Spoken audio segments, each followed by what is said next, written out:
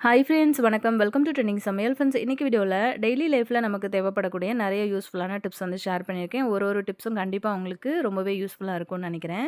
சேனலுக்கு புதுசாக இருந்தீங்க அப்படின்னா சேனலை மறக்காமல் சப்ஸ்கிரைப் பண்ணிக்கோங்க. கூட இருக்கிற பெல் ஐக்கானையும் ப்ரெஸ் பண்ணிங்கன்னா நம்மளோட அப்டேட் எல்லாம் நீங்கள் மிஸ் பண்ணாமல் பார்க்க முடியும். இப்போ வாங்க நம்ம வீடியோக்குள்ளே போகலாம். எப்போவுமே இந்த மாதிரி மல்லிலாம் நம்ம வந்து கட்டி வைப்போம் இல்லையா? அந்த மாதிரி வந்து கட்டுற மல்லியை கொஞ்சம் டிஃப்ரெண்ட்டாக இப்போ நான் சொல்கிற மாதிரி வந்து கட்டி பாருங்கள். பார்க்கறதுக்கு ரொம்ப அழகாக இருக்கும். இந்த மாதிரி மல்லிப்பூ நீங்க வந்து கட்டி வச்சுட்டு போகும்போது, கண்டிப்பா வந்து எல்லாருமே பார்த்து ஆச்சரியப்படுவாங்க. அந்த அளவுக்கு வந்து "இது எப்படி பண்ணீங்க?" அப்படின்னும் கேட்பாங்க. ஸோ அவ்வளோ அழகா இருக்குங்க. இதுக்கு வந்து பார்த்தீங்கன்னா, அந்த மாதிரி உங்களுக்கு பிடிச்சமான கலர்ல வந்து நெயில் பாலிஷ் வந்து எடுத்துக்கோங்க. இப்போ நீங்க ட்ரெஸ்ஸுக்கு வந்து மேட்ச் பண்ணி வைக்கிறீங்க பூ அப்படின்னாலுமே, இந்த மாதிரி வந்து அதுக்கேத்த மாதிரி கலர்ல நெயில் பாலிஷ் வந்து சூஸ் பண்ணிக்கோங்க. நான் பார்த்தீங்கன்னா, இன்னைக்கு ரோஸ் கலர் நெயில் பாலிஷ் தான் வந்து யூஸ் பண்றேன். இப்போ அந்த ஒயிட்டுக்கு வந்து பார்த்தீங்கன்னா, ரோஸ் கலர் வந்து சேர்க்கும்போது ரொம்பவே அழகாவும், அதே மாதிரி நல்லா அட்ராக்டிவா இருக்கும். இந்த மாதிரி நெயில் பாலிஷ் வந்து போடுற மொட்டை வந்து நீங்க தனியா ஒரு பிளேட் வச்சு அதில வந்து வச்சுருங்க. இந்த மாதிரி நெயில் பாலிஷ் வந்து அப்ளை பண்ணும்போது ஃபேன் எதுவும் யூஸ் பண்ணாதீங்க. ஏன்னா டக்கு டக்குன்னு அது வந்து காஞ்சு போயிடும். ஸோ திரும்ப அடிக்கும்போது ஒரு மாதிரியா இருக்கும். நீங்க ஃபேன் ஆஃப் பண்ணிவிட்டு அதுக்கப்புறமா நீங்க அந்த மாதிரி வந்து ஃபுல்லா அப்ளை பண்ணிவிட்டு ஒரு பிளேட்ல வச்சுட்டு அதுக்கப்புறம் வந்து ஃபேன் போட்டு விட்டீங்க அப்டின்னா, ஈஸியா உங்களுக்கு அது வந்து காஞ்சு வந்துரும். அதே மாதிரி நீங்க நெயில் பாலிஷ் வந்து அப்ளை பண்றீங்க அப்டின்னா, அந்த பூ வந்து நல்லா மொட்டா இருக்கும்போதே இந்த ப்ராசஸ் வந்து முடிச்சுருங்க. ஏன்னா பூல வந்து பண்ண முடியாது. பார்க்கறதுக்கு அது நல்லாவும் இருக்காது. மொட்லயே வந்து பார்த்தீங்கன்னா, இந்த மாதிரி நீங்க நல்லா அப்ளை பண்ணிட்டு வச்சுட்டீங்க அப்டின்னா, லேட்டா கூட நீங்க வந்து வச்சு கட்டிக்கலாம். ஏன்னா, நெயில் பாலிஷ் வந்து ஒரு கோட்டிங் மாரி ஃபுல்லா பிடிச்சிட்டு இருக்கிறதுனால, அந்த பூ வந்து சீக்கிரம் உங்களுக்கு வந்து அதாவது விரியவே விரியாது. சுத்தமாவே வந்து விரியாது. ஃபுல்லா உங்களுக்கு வந்து எவ்வளோ தேவையோ அந்த அளவுக்கு வந்து நெயில் பாலிஷ் அப்ளை பண்ணி ஒரு பிளேட்ல வச்சுட்டு, இந்த மாரி வீட்டுக்குள்ளேயே வந்து ஃபேன் காத்துல வந்து வச்சு, இத நெயில் பாலிஷ் வரைக்கும் காயறதுக்கு அப்படியே விட்டுருங்க. அதுக்காக வெயில்ல எடுத்துட்டு போய் வச்சுறாதீங்க. பூ வந்து காஞ்சு போயிடும். ஸோ இந்த மாதிரி செஞ்சுட்டு நீங்க பாக்ஸ்ல போட்டு வச்சுட்டீங்க அப்படின்னாலுமே, ஒரு 2 நாள், 3 நாள் வரைக்கும் கூட நீங்க வந்து திரும்ப வச்சு யூஸ் பண்ணிக்க முடியும். இப்ப பாருங்க, இது நல்லா காஞ்சு வந்துருச்சு. இப்ப இத வந்து ஒரு பிளேட்டுக்கு நான் இத வந்து மாத்திக்கிறேன். இந்த மாதிரி வந்து மாத்தி எடுத்துட்டோம் இல்லையா? பார்த்தீங்கன்னா உங்களுக்கு தெரியும் எவ்ளோ அழகா இருக்கு அப்படின்னு சொல்லிட்டு. இத வந்து நம்ம வச்சு கட்டும்போது ரொம்ப அழகாவும், ரொம்ப அட்ராக்டிவா இருக்கும். இப்ப பார்த்தீங்கன்னா, இந்த மாதிரி வந்து நம்ம நூல் தான் நான் வந்து இன்னைக்கு கோர்த்து எடுக்க போறேன்.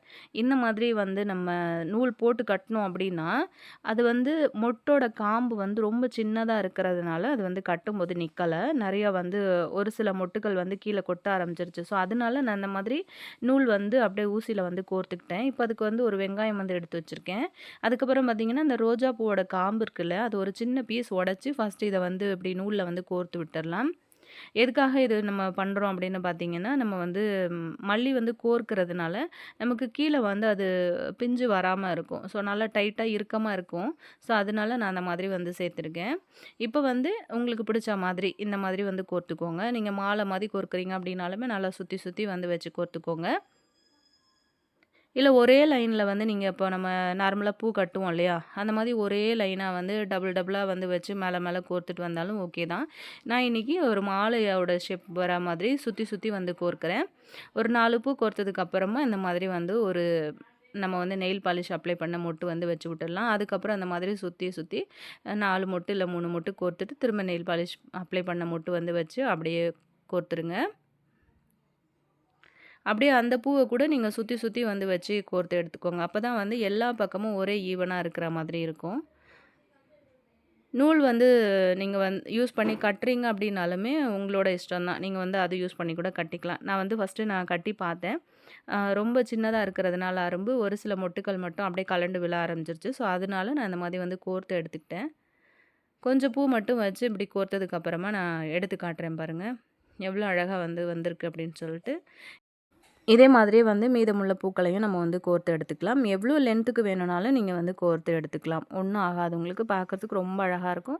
அதே மாதிரி அந்த நெயில் பாலிஷ் வந்து அப்ளை பண்றீங்க அப்படின்னாலும், நல்லா நெறைய மொட்டுக்கு கூட நீங்க வந்து அப்ளை பண்ணிக்கலாம். ஒரு சிலர் நெனைப்பீங்க, ஏன் நம்ம வந்து கட்டினதுக்கு அப்புறம் நெயில் பாலிஷ் அப்ளை பண்ணா என்ன அப்படின்னு சொல்லிட்டு. ஸோ அந்த மாதிரி வந்து நீங்க அப்ளை பண்ணும்போது, பக்கத்துல பக்கத்துல இருக்கிற பூக்கள்லயும் அங்கங்க நெயில் பாலிஷ் வந்து படுறதுனால, அது வந்து பார்க்கறதுக்கு ஒரே ஈவனா வந்து தெரியாது.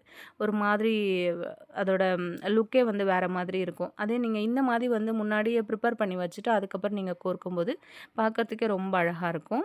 இதே மாதிரி வந்து உங்களுக்கு தேவையான அளவுக்கு ஒரு 2 முழம், 3 முழம் அப்படின்னு கூட நீங்க வந்து நல்ல நூல லென்த்தா விட்டு கூட கோர்த்து எடுத்துக்கலாம்.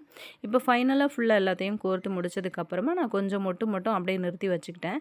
இப்போ இதுக்கு மேல வந்து அந்த ரோஜா பூவோட காம்பு இருக்கு இல்லையா? அது ஒரு சின்ன பீஸ் மட்டும் நம்ம திரும்ப கட் பண்ணி மேல வந்து கோர்த்து விட்டுக்கலாம். அவ்வளோதாங்க. இதே மாதிரி வந்து நீங்க ட்ரை பண்ணிட்டு, இப்போ ஒரு ஃபங்ஷன் போறீங்க அப்படின்னா, இப்போ உங்களோட ட்ரெஸ்ஸுக்கு மேட்சிங்கா கூட நீங்க இதே மாதிரி வந்து நெயில் பாலிஷ் அப்ளை பண்ணி, பூ கட்டி வந்து வச்சுட்டு போலாம். ரொம்ப சூப்பரான ஒரு கிரியேட்டிவிட்டியா இருக்கும் அப்படின்னு நெனைக்கிறேன். எல்லாருமே வந்து கேட்பாங்க, "இது எப்படி பண்ணீங்க?" அப்படின்னு சொல்லிட்டு. பார்க்கறதுக்கும் ரொம்ப அழகா இருக்கும். ஒரு தடவ நீங்க ட்ரை பண்ணி பார்த்தீங்க அப்படின்னா, உங்களுக்கே வந்து ரொம்ப பிடிச்சிரும். கண்டிப்பா செஞ்சு பாருங்க. அப்படியே உங்க ஃப்ரெண்ட்ஸ் அண்ட் ஃபேமிலி மெம்பர்ஸோடையும் இந்த வீடியோ வந்து ஷேர் பண்ணிக்கோங்க.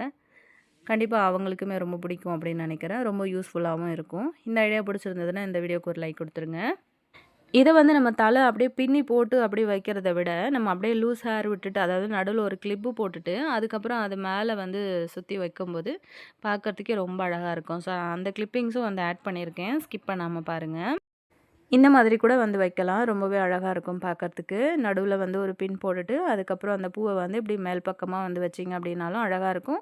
அதே மாதிரி நீங்க பின்னல் போட்டு வைக்க போறீங்க அப்படின்னாலுமே, அந்த பின்னலுக்கு கீழ, அதாவது உள்பக்கமா விட்டு 2 பக்கம் மேல தூக்கி அப்படியே பின் பண்ணீங்க அப்படின்னாலுமே பார்க்கறதுக்கு ரொம்ப அழகா இருக்குங்க. இதே மாதிரியும் வந்து ட்ரை பண்ணி பாருங்க. கண்டிப்பா உங்களுக்கு ரொம்பவே பிடிக்கும். நான் கொஞ்சம் கிட்டக்க காட்டுறேன் பாருங்க, எவ்வளோ அழகா இருக்கு அப்படின்னு சொல்லிட்டு. கண்டிப்பா இது ரொம்பவே யூஸ்ஃபுல்லான ஒரு டிப்ஸா இருக்கும் அப்படின்னு நெனைக்கிறேன். இந்த ஐடியா பிடிச்சிருந்தது அப்படின்னா, நான் முன்னாடியே சொன்ன மாதிரி உங்க ஃப்ரெண்ட்ஸ் கூட வந்து ஷேர் பண்ணிக்கோங்க. இப்போ நம்ம நெக்ஸ்ட் டிப் பார்க்கலாம். நம்ம இந்த மாதிரி ஆயில் எல்லாம் போட்டு வைக்கிற கண்ணாடி பாட்டில் வந்து அடிக்கடி க்ளீன் பண்ண முடியல அப்படின்னா, நீங்க இந்த மாதிரி வந்து க்ளீன் பண்ணி பாருங்க. இந்த பாட்டில் வந்து பார்த்தீங்க அப்படின்னா, அதிகமா அடிக்கடி வந்து க்ளீன் பண்ற மாதிரியே இல்ல. ஏன் அப்படின்னா, அது வந்து உள்ளுக்குள்ள அதாவது அந்த வாய் பகுதி வந்து ரொம்ப சின்னதா இருக்கிறதுனால, நமக்கு அதிகமா அத வந்து க்ளீன் பண்ணவே முடியாது. ப்ரஷ் போட்டு வந்து க்ளீன் பண்றோம் அப்படின்னாலுமே ரொம்ப ரிஸ்க் தான். ஸோ இந்த பாட்டில் வந்து யூஸ் பண்ற நெறைய பேருக்கு தெரிஞ்சிருக்கும்னு நெனைக்கிறேன். ஸோ அந்த மாதிரி இருக்கிற பாட்டில வந்து நீங்க இப்போ மேல் பக்கம் மட்டும் வந்து க்ளீன் பண்ணிட்டு அழகா வந்து யூஸ் பண்ணிக்கலாம். உள்ளுக்குள்ள நம்ம க்ளீன் பண்ணல அப்படின்னாலுமே அது ஆயில் இருக்கிறதுனால ஒண்ணும் ப்ராப்ளம் இல்ல. நீங்க வெளிப்பக்கம் வந்து இந்த மாதிரி க்ளீன் பண்ணி பாருங்க. இப்போ பாட்டில் வந்து எண்ணெய் பிசுக்கு பிடிச்சு அழுக்கா இருக்கு அப்படின்னா, இப்போ தண்ணி எதுவும் யூஸ் பண்ணாம, வெறும் உப்பு இருக்கு இல்லையா? தூள் உப்பு வந்து எடுத்து மேல தூவிக்கோங்க. அந்த உப்புக்கு மேல ஒரு எலுமிச்சம்பழ தோல வச்சு இப்படி நல்லா தேய்ச்சு விடுங்க. இப்படி நீங்க தேய்ச்சு கிளீன் பண்ணீங்க அப்படின்னா, அந்த மாதிரி கண்ணாடி பாட்டில் வந்து உடைஞ்சு போறதையும் அவாய்ட் பண்ணலாம். ஏன்னா மோஸ்ட்லி பார்த்தீங்கன்னா, நம்ம இப்ப இந்த கண்ணாடி பாட்டில்லாம் கிளீன் பண்றோம் அப்படின்னு சொல்லிட்டு நம்ம கழுவ ஆரம்பிக்கும்போது, கை தவறி உடைஞ்சு போறதுக்கும் நெறைய சான்ஸ் இருக்கு. இந்த மாதிரி வந்து ஒரு தடவ ட்ரை பண்ணி பாருங்க. உங்களுக்கு ரொம்ப ஈஸியா இருக்கும். இந்த மாதிரி ஃபுல்லா எல்லா பக்கமுமே அந்த உப்பு தூள வந்து வச்சு எலுமிச்சம்பழத் தோல் யூஸ் பண்ணி நல்லா தேய்ச்சு எடுத்துட்டு, அதுக்கப்புறம் நல்ல ஒரு ஈரமான துணிய போட்டு இப்படி தொடச்சு எடுத்தீங்க அப்படின்னா, பாட்டில் வந்து நம்ம வாங்கும்போது எவ்வளோ புதுசா பளபளன்னு உங்களுக்கு கிடைக்குதோ, அதே மாதிரி நல்ல பிரைட்டா, நல்லா புதுசா கிடைக்கும் உங்களுக்கு. அதில இருக்கிற அந்த எண்ணெய் பிசுக்கு, கரை, அழுக்கு எல்லாமே வந்து போயிட்டு, பாட்டிலே வந்து பார்க்கறதுக்கு நல்லா பளிச்சுன்னு இருக்கும். உங்களுக்கு வந்து கொஞ்சம் இந்த கண்ணாடி பாட்டில் வந்து கிளீன் பண்ணுறதுக்கு ரிஸ்க்கா இருக்குது அப்படின்னு நினச்சிங்கன்னா, நீங்க இந்த மாதிரி ஒரு ஐடியா வந்து ட்ரை பண்ணலாம். கண்டிப்பா உங்களுக்கு ரொம்ப ஈஸியாவும், ரொம்ப பளிச்சுன்னும் கிளீன் பண்ண முடியும். நெக்ஸ்ட் டிப் பார்க்கலாம். இந்த ஐடியா உங்களுக்கு தெரிஞ்சுச்சு அப்படின்னா, கண்டிப்பா இதுக்கு மேல அப்பளம் அப்படிங்கிறத கடையில வந்து வாங்க மாட்டீங்க. ஸோ, இந்த உளுத்தம் பருப்பு யூஸ் பண்ணி செய்ற அப்பளம் இருக்கு இல்லையா?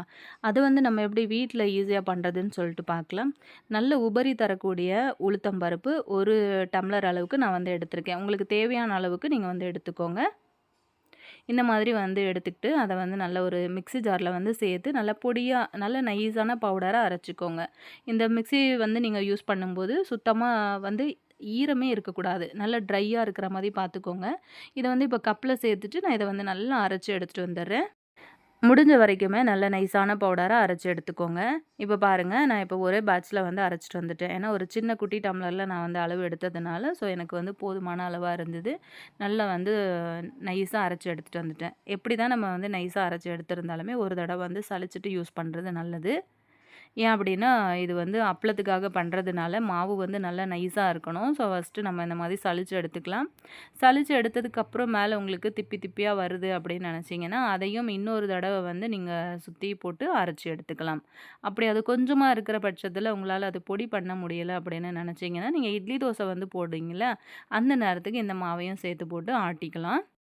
இப்ப பார்த்தீங்கன்னா, உங்களுக்கு தெரியும். நல்ல நைஸான பவுடரா நான் வந்து ஃபுல்லா சலிச்சு எடுத்துக்கிட்டேன். இப்ப இதில வந்து முக்கியமா ஒரு சில பொருட்கள் நம்ம வந்து ஆட் பண்ண போறோம்.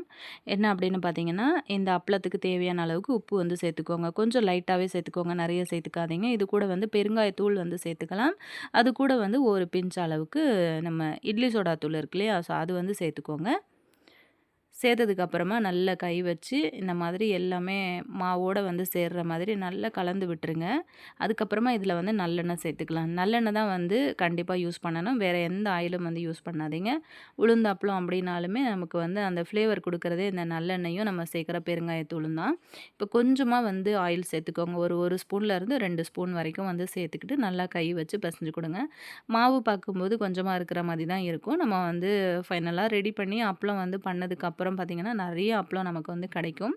அந்த ஆயில் வந்து மாவோட சேர்ற மாரி பெசஞ்சு விட்டதுக்கு அப்புறமா, கொஞ்சம் கொஞ்சமா தண்ணி வந்து ஆட் பண்ணுங்க. நெறைய வந்து சேர்த்துறாதீங்க பிசு பிசுன்னு இருக்கா மாரி. உளுத்த மாவு பொறுத்தவரைக்கும் நீங்க தண்ணி ஊத்த ஊத்த அது வந்து இழுத்துக்கிட்டே தான் இருக்கும். ஸோ, அதனால நீங்க வந்து தண்ணிய ஊத்தும்போது எடுத்த உடனே வந்து நெறைய ஊத்திறாதீங்க. சில டைம்ல மாவு வந்து கொல கொலன்னு ஆயிடும். கொஞ்சம் கொஞ்சமா தண்ணி ஊத்தி, இந்த மாதிரி சப்பாத்தி மாவோட பதத்துக்கு நீங்க பெசஞ்சு எடுத்துக்கோங்க. இந்த மாதிரி வந்து பெசையும்போதே பார்த்தீங்கன்னா, கையில ஒட்டுற மாரி இருந்ததுன்னா, கொஞ்சமா ஆயில் கூட வந்து அப்ளை பண்ணிச்சு, இந்த மாதிரி வந்து நல்லா பெசஞ்சு எடுத்துக்கோங்க. முடிஞ்ச வரைக்கும் ஒரு தடவ நீங்க பெசையும்போதே நல்லா வந்து கை வச்சு நல்லா அழுத்தம் குடுத்து பெசஞ்சு எடுத்துக்கோங்க. பெசஞ்ச மாவ ஒரு 15லருந்து 20 நிமிஷத்துக்கு அப்படியே நம்ம வந்து ரெஸ்ட்ல விட்டுறலாம். அதுக்கப்புறம் ஓப்பன் பண்ணி பார்த்தீங்கன்னா, ஓரளவுக்கு மாவு வந்து நல்லா சாஃப்ட்டா வந்திருக்கும். அதுக்கு மேலேயும் உங்களுக்கு வந்து சாஃப்ட்டா இல்ல, கொஞ்சம் ஹார்டா இருக்கிற மாரி ஃபீல் பண்ணீங்க அப்படின்னா, ஒரு 2 ஸ்பூன் அளவுக்கு தண்ணியும், 1 ஸ்பூன் அளவுக்கு நல்லெண்ணெயும் வந்து திரும்பவும் வந்து சேர்த்துக்கிட்டு, நல்லா கை வச்சு பெசஞ்சு குடுத்தீங்க அப்படின்னா, மாவு வந்து நல்லா சாஃப்ட்டா மாறிரும் உங்களுக்கு. அதுக்கப்புறம் வந்து இப்ப நான் ப்ரெஸ் பண்றேன் இல்லையா? கைய இந்த மாதிரி வந்து வச்சு ஒரு 4, 5 தடவ அந்த மாவ வந்து மடிச்சு, மடிச்சு விட்டு ப்ரெஸ் பண்ணிக்கோங்க. ஃபர்ஸ்ட்டு நம்ம வந்து இந்த மாவ ரெடி பண்ணி எடுத்து, இந்த பெசஞ்சு எடுக்கிற வரைக்கும் தான் நமக்கு கொஞ்சம் டைம் அதிகமா எடுக்கும். மத்தபடிக்கு நம்ம வந்து மாவ வந்து தேய்க்க ஆரம்பிச்சுட்டோம் அப்படின்னா, இந்த அப்பளம் காயிற வேலைலாம் ரொம்ப சீக்கிரமாவே வந்து முடிஞ்சிரும். அதுக்கப்புறம் பார்த்தீங்க அப்படின்னா, இதில வந்து நான் அரிசி மாவு அப்படி இல்லன்னா, மைதா மாவு வந்து சேர்த்துக்கோங்க. ஏன்னா, அந்த அப்பளத்தோட கலர் வந்து மாறாம இருக்கணும் அப்படிங்கிறதுக்காக, நான் வந்து அந்த மேல தூவி நம்ம வந்து தேய்ப்போம் இல்லையா? ஒட்டாம வரணுங்கிறதுக்காக. அந்த மாவுக்கு வந்து பார்த்தீங்கன்னா, அரிசி மாவு இல்ல மைதா மாவு 2த்துல எது வேணும்னாலும் நீங்க வந்து சேர்த்துக்கலாம். இந்த மாதிரி நல்லா ரோல் பண்ணினதுக்கப்புறம், தேவையான சைஸ் இப்போ ஒரே ஈவனா இருக்கிற மாரி இப்படி வந்து கட் பண்ணி எடுத்துக்கோங்க. எவ்வளோ அப்பளம் தேவையோ அதுக்கேத்த மாரி கட் பண்ணிக்கோங்க. இப்போ நம்ம வந்து கட் பண்ணி எடுத்த உருண்டைகள வந்து நல்லா ரவுண்டான ஒரு ஷேப்ல வந்து அப்பளம் நமக்கு எப்படி கிடைக்குமோ, அதே மாதிரி நம்ம வந்து தேய்க்க ஆரம்பிச்சிடலாம். உருண்டைகள் வந்து பார்த்திங்கன்னா, தேவையான அளவுக்கு சைஸில இருக்குது பார்த்தீங்களா? ஸோ அது எல்லாத்தையுமே நம்ம வந்து உருட்டி வச்சுக்கலாம். இப்போ நம்ம வந்து தேய்க்க ஆரம்பிச்சிடலாம். இந்த மாதிரி வந்து நான் கவுண்டர் டாப் தான் வந்து க்ளீன் பண்ணி எடுத்திருக்கேன். கொஞ்சமா வந்து மாவு வந்து தூவி விட்டுக்கலாம். இப்போ இந்த மாதிரி வந்து சப்பாத்தி கட்ட அது வந்து யூஸ் பண்ணிவிட்டு நல்லா தின்னா எந்த அளவுக்கு மெல்லிஸாக தின்னா தேய்க்கணுமோ அந்த அளவுக்கு வந்து தேய்ச்சிக்கோங்க. ரொம்ப மொத்தமாக தேய்ச்சிங்க அப்படின்னா சீக்கிரத்தில் வந்து கெட்டு போயிடும். அதே மாதிரி அப்பளமும் வந்து அவ்வளவா மொறு மொறுன்னு வராது. நல்ல மெல்லிசா உங்களுக்கு எந்த அளவுக்கு அதாவது அந்த கல்லே வந்து பார்த்தீங்கன்னா, கீழ இருக்கிற கல்லே வந்து பளிச்சுன்னு தெரியிற அளவுக்கு நல்ல மெல்லிசா நான் வந்து தேய்ச்சு எடுத்திருக்கேன். அதுக்கப்புறம் ஒரு டிஃபன் பாக்ஸோட மூடி வந்து யூஸ் பண்ணி, அதோட ஒரு ஷேப்ல வந்து அதாவது ரவுண்ட் ஷேப்ல நான் வந்து கட் பண்ணி எடுத்திருக்கேன். இதே மாதிரி மீதம் இருக்கிற எல்லா அப்பளத்தையும் நம்ம வந்து தேய்ச்சு எடுத்துக்கலாம். அந்த கட் பண்ணுறதுக்காக எடுக்கிற அந்த டிஃபன் பாக்ஸோட மூடியோட சைஸ் வந்து கொஞ்சம் சின்னதா இருக்கிற மாரி பார்த்துக்கோங்க. அப்பதான் உளுந்த அப்பளம் வந்து பார்க்கறதுக்கும் நல்லா லுக் அழகா இருக்கும். ரொம்ப பெருசா போடணும் அப்படின்லாம் அவசியம் கிடையாது. ரொம்ப சின்னதாவே வந்து போட்டிங்கனாலும் பார்க்கறதுக்கு நல்லாயிருக்கும். ஸோ இதே மாதிரி நம்ம இருக்கிற எல்லாத்தையுமே வந்து தேய்ச்சு எடுத்துக்கலாம். இது எல்லாத்தையுமே ஒரு பெரிய தாம்பாள தட்டு அந்த மாதிரி எல்லாம் இந்த மாதிரி இருக்கிற தட்டு ஏதாவது யூஸ் பண்ணி எல்லா அப்பளத்தையும் வந்து அடுக்கி விட்டுருங்க. நல்லா அடிக்கிற வெயில்ல கொண்டு போய் வச்சீங்க அப்படின்னா, உங்களுக்கு 1 மணி நேரத்துலருந்து 2 மணி நேரத்துக்குள்ளயே அது காஞ்சு வந்துரும். அப்படி இல்லன்னா, வீட்டுக்குள்ளேயே வந்து நிழல்ல அதாவது ஃபேன் காத்துலயே கூட நீங்க வந்து காய வச்சுக்கலாம். அதுக்கப்புறம் அந்த கட் பண்ணி எடுக்கும்போது உங்களுக்கு எக்ஸ்ட்ரா பீஸ் எல்லாம் வரும் இல்லையா? ஸோ அது வந்து பார்த்தீங்க அப்படின்னா, திரும்பவுமே ஒரு 2 ஸ்பூன் அளவுக்கு தண்ணி, 1 ஸ்பூன் அளவுக்கு எண்ணெய் ஊத்தி, பழையபடி நம்ம சப்பாத்தி மாவு மாரி பெசஞ்சு, திரும்பவும் வந்து அப்பளம் வந்து போடலாம். அப்படி போட இஷ்டம் இல்ல அப்படின்னா, அந்த பீஸ் எல்லாத்தையுமே இந்த மாதிரி சின்ன சின்ன பீஸா வந்து ஒரு சிசர் யூஸ் பண்ணி கட் பண்ணி விட்டுருங்க. இந்த மாதிரி கட் பண்ணிட்டு போட்டிங்க அப்படின்னாலுமே, குழந்தைங்களுக்கு வந்து இந்த மாதிரி பொரிச்சுட்டு குடுக்கும்போதும் ரொம்ப ஆசையா சாப்பிடுவாங்க. இப்ப நம்ம சாம்பார் சாதம், ரசம் சாதம்லாம் வைக்கும்போது, இந்த மாதிரி வந்து டிசைன்ல இருக்கிற அப்பளமும் வந்து வச்சுட்டு சாப்பிட்றதுக்கு ரொம்ப நல்லாயிருக்கும். அது எல்லாத்தையுமே வந்து கட் பண்ணி ஒரு தனியா ஒரு பெரிய பிளேட்ல கொட்டி, அதையுமே வந்து காய வச்சுட்டேன். அதுக்கப்புறம் எனக்கு வந்து பார்த்தீங்க அப்படின்னா, வெளியில குரங்கு தொல்லை ரொம்ப ஜாஸ்தி இருக்கிறதுனால, நான் வீட்டுக்குள்ளேயே வந்து காய வச்சிருக்கேன். இப்ப அடிக்கிற வெயிலுக்கு பார்த்தீங்க அப்படின்னா, உங்களுக்கு வீட்டுக்குள்ள வச்சாலே நல்லா வந்து காஞ்சு போயிடும். கொஞ்ச நேரத்துக்கு ஒரு தடவ வந்து இந்த மாதிரி திருப்பி திருப்பி போட்டு காய வச்சுக்கோங்க. இப்போ அப்படியே ஃப்ளாட்டா இருக்குல்ல, உங்களுக்கு பார்க்கும்போது தெரியும். நல்லா காஞ்சதுக்கப்புறம் பார்த்தீங்க அப்படின்னா, எல்லாமே 4 பக்கமும் அப்படியே எழுந்து நிக்கிற மாதிரி இருக்கும். ஸோ, அது பார்த்துட்டு எடுத்தீங்க அப்படின்னாலுமே உங்களுக்கு அப்பளம் வந்து நல்லா காஞ்சிருக்கு அப்படின்னு அர்த்தம். இப்போ பார்த்தீங்கன்னா உங்களுக்கு தெரியும். இப்போ நம்ம கடைகள்ல கிடைக்கிற மாரி அப்பளம் வந்து சூப்பரா ரெடி பண்ணிட்டோம் பாருங்க. இது வந்து பார்த்தீங்கன்னா, ஒரு 6 மாசம் ஆனாலுமே உங்களுக்கு வந்து கெட்டே போகாது.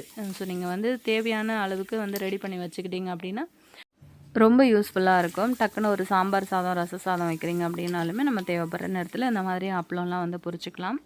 கண்டிப்பா இன்னைக்கு வந்து ஷேர் பண்ணின எல்லா ஐடியாஸும் உங்களுக்கு ரொம்பவே யூஸ்ஃபுல்லாவும், உங்களோட டெய்லி லைஃப்ல தேவைப்படக்கூடிய டிப்ஸாவும் இருந்திருக்கும் அப்படின்னு நெனைக்கிறேன். ரீசென்ட் டைம்ல நெறைய டிப்ஸ் வீடியோஸ் வந்து போஸ்ட் பண்ணியிருக்கோம். கண்டிப்பா உங்களுக்கு ரொம்பவே யூஸ்ஃபுல்லா இருக்கும்னு நெனைக்கிறேன். மறக்காம சேனலுக்கு நீங்க புதுசா இருந்தீங்க அப்படின்னா, சேனலை சப்ஸ்கிரைப் பண்ணிட்டு ஒரு தடவ சேனல் வந்து விசிட் பண்ணி பாருங்க. கண்டிப்பா உங்களுக்கு ரொம்பவே யூஸ்ஃபுல்லான டிப்ஸா இருக்கும்னு நெனைக்கிறேன். மறக்காம இந்த வீடியோ வந்து பிடிச்சிருந்தது அப்படின்னா, இந்த வீடியோக்கு ஒரு லைக் குடுத்துட்டு, அப்படியே உங்க ஃப்ரெண்ட்ஸ் அண்ட் ஃபேமிலி மெம்பர்ஸோடையும் வந்து ஷேர் பண்ணிக்கோங்க. நெக்ஸ்ட் இதே மாதிரி இன்ட்ரெஸ்டிங்கான, யூஸ்ஃபுல்லான இன்னொரு நல்ல வீடியோல நான் உங்கள திரும்ப மீட் பண்றேன் ஃப்ரெண்ட்ஸ். Thank you.